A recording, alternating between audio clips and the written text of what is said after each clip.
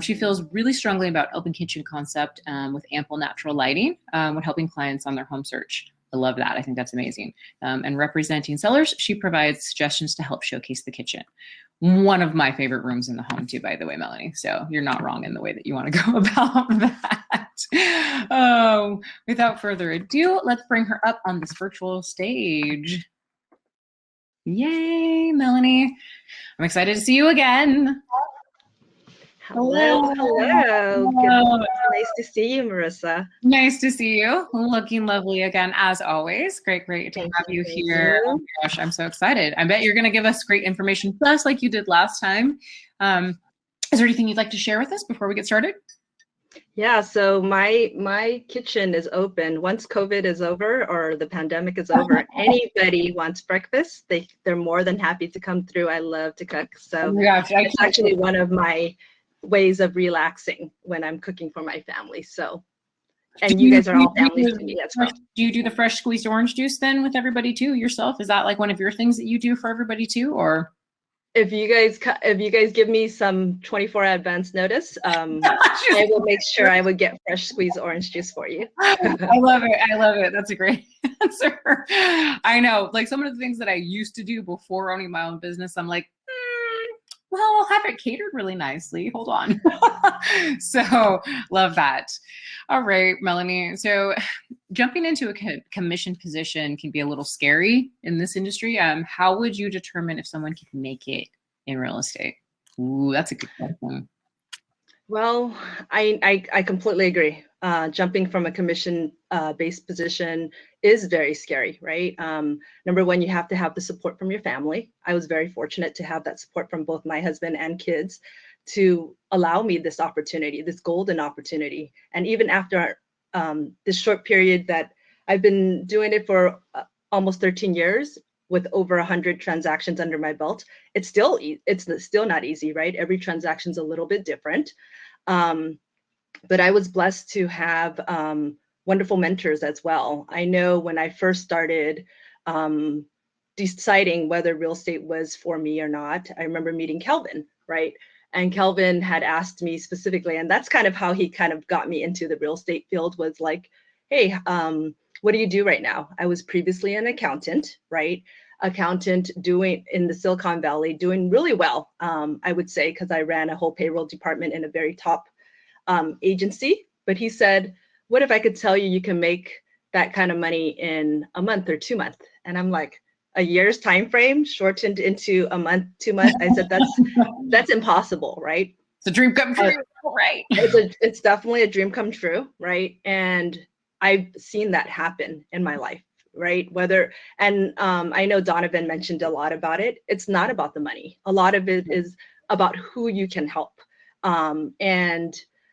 Prior, when I was in college, I wanted to be a nurse, and I worked in the emergency room and everything. And it was, operating on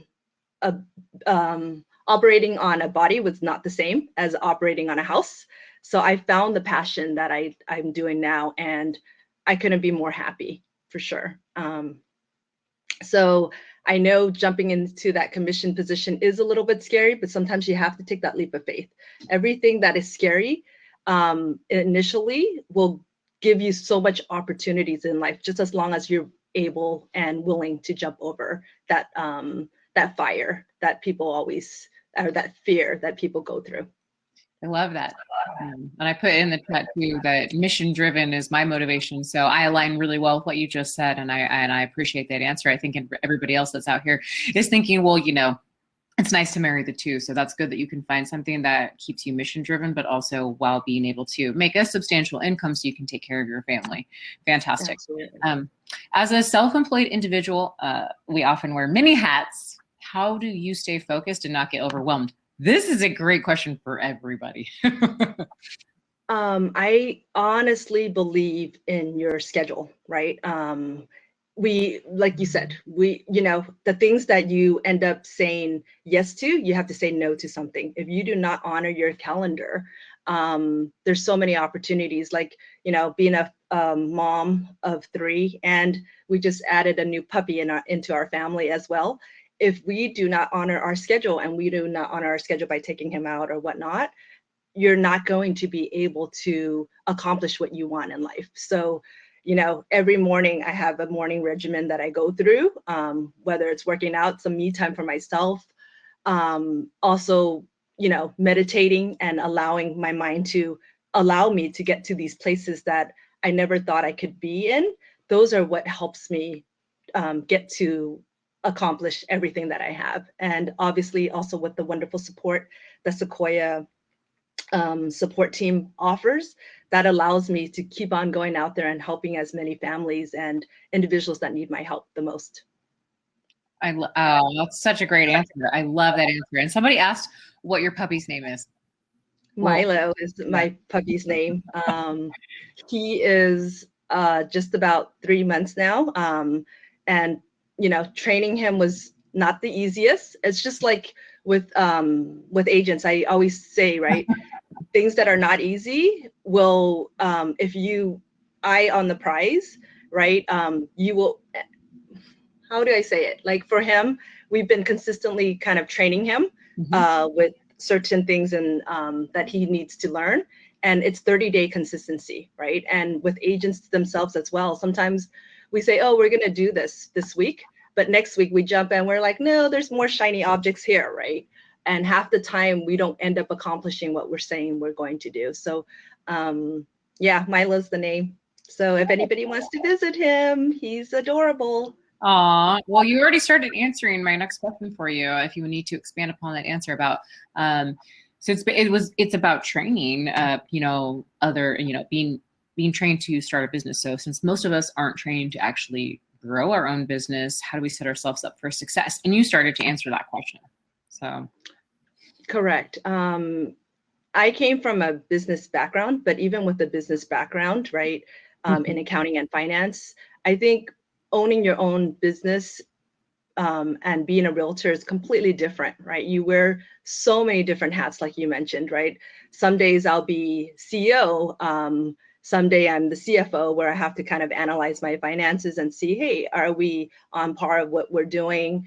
Some days I'm looking at the marketing aspect and saying, hey, what do we need to do to improve our business? And it's never quite easy, but I feel like with the resources and getting a good coach, right? I think getting a good coach, getting a good mentor, those are all individuals, or even talking to any one of our agents in our office. I feel like we're such a big, happy family that any single time you have a question, there's going to be someone there to answer it for you. I know Donovan mentioned a lot about how he had one phone here saying, hey, what's this answer, right? With now with all these technologies that we have, Slack, we get text messages. There's always somebody there to answer the question. So you never feel like you're alone in this industry. At least working for Sequoia Real Estate, we don't feel like we're alone. Love it. That's how you get support then while you're growing this your business in this competitive environment. Absolutely. Absolutely. So Melanie, as a successful agent, which you clearly are with over 100 transactions under your belt, I can imagine that you work around the clock. How do you balance your business with your personal life? Great question. For me, myself, my calendar, right? I honor my calendar. I say to all the agents, like, if you can honor your calendar, I have specific times for my kids, especially right now with homeschooling and everything. There's certain time slots where I have to take them out, and it's just like taking my dog out, right? I have to make sure that they're having sport time outside. I have to make sure I'm also answering my clients' needs. I'm also making sure that I'm up to date with the market. There's so many things that we have to do as an individual, but I feel like just as long as it's on your calendar, there's no reason why anything, you know, will fall off its if you honor your calendar, there's no reason why anything will fall off. Yeah. Absolutely. I totally understood what you meant. So Melanie, thank you so much. You've provided us with so much information. I'm going to make sure I check the Q&A right now. It doesn't look like we have any questions for you, which is fantastic. That just means that everybody was taking in your information and actually like committing it to memory. I think my number one takeaway right now is honoring your calendar. I think that's important for everybody. I live on my calendar, so if it's not there, it might, like you say, fall off as a commitment or something. So absolutely love that. Perry says, great job. Thank you so much. You really are an inspiration. We appreciate all of your time.